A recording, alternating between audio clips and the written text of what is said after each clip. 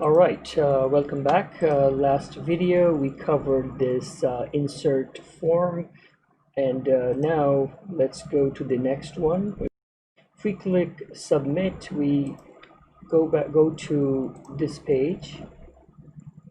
This is the payment page. Now, before we look at the code, first we need to look at how it is structured. Let's go back. Let's find payment page. So here looks like this is an empty page, but if you look here, this is we're actually pulling up a specific template called payment page. Now let's go find that template. Okay, we are back into our code. So let's open up this theme folder and find that template. Is the naming convention I always follow, template dash payment page, and right here this line actually brings us that line, this one right here. So let's go back, and this is where the cookie code here, the post ID that was collected by our post insertion form and passed to a cookie. From that same cookie we are collecting it back, and right here we are choosing one of the answers, whether it's a recurring or a single payment transaction, and this is where we are collecting the time frame, the duration right there. See this one, and based on that we're putting them into the variable and passing it along to this very important part of the code. This is where we are actually deciding whether to send our data to which form. Is it a single payment form with a post ID and a duration, or is it a one-off payment, or is it a recurring payment with a subscription? Both cases we are putting this post ID, we're attaching to the URL as a URL parameter. Now you probably remember in one of the previous videos when we clicked one of these buttons, I kept pointing to these parameters here, right? So basically these are the guys will pass the data along dynamically and fill up this form and help Gravity form decide whether to send a recurring payment type of transaction to PayPal or to a single one. And the parameters like post ID and payment type, these are not visible because these are actually going into hidden fields here, right? So we can find those out much better if we investigate the actual form and its construction or setup. All right, so let's go do that. Okay, so we are back to our form screen for Gravity form. Before we dig into it, I should mention that the code you saw there, if you're not happy with the quality, let me remind you that this is just a prototype. This is just to test out the proof of concept to make sure the functionality works. So keeping that in mind, let's go ahead and investigate this form. Now, even though from the previous screens it may look like that we are having two different buttons, they may look like they're going to two different forms, but they're actually coming to this one form. They're being logically decided based on those URL parameters. And about the post ID and the payment type that we talked about, the being hidden. So these two are those two hidden form fields. Let's go look in. Yes, this is the parameter and this is the default value, and here this is the parameter again, and there's no default value because we don't know what the post ID is going to be. So this is how we are filling the fields dynamically, because this needs to be checked, allow fields to be populated dynamically. So that's why they are being allowed.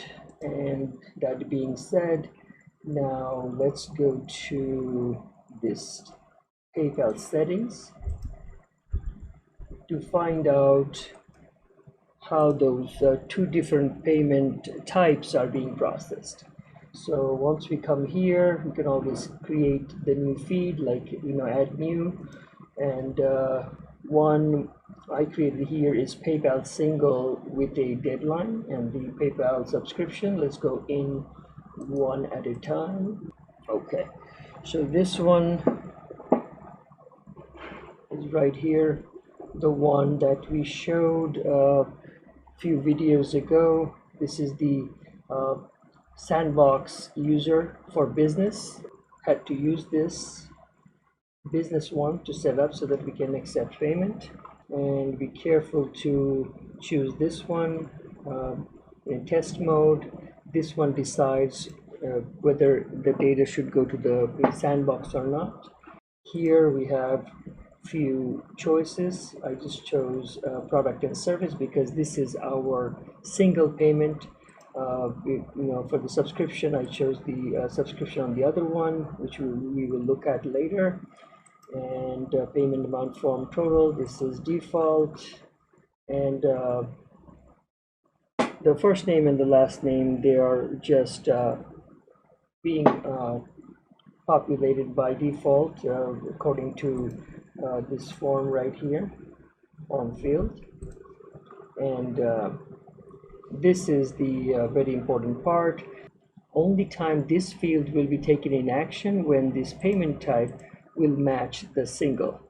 As we saw with the URL parameters, we're sending the single here so that Gravity can take this and send it to PayPal as a single payment. Let's go check the other one. All right, same setup here. Only difference is we chose subscription, and that gave us some choices here. Billing cycle 1 day at a time. This is an open-ended, so infinite. Subscription, same way, the first and last name matched. And here we enabled logic, and this time the payment type will match recurring. So this is how our Gravity form is set up. It's one Gravity form, but two different feeds, and it's being taken in action depending on what we are sending them via the URL.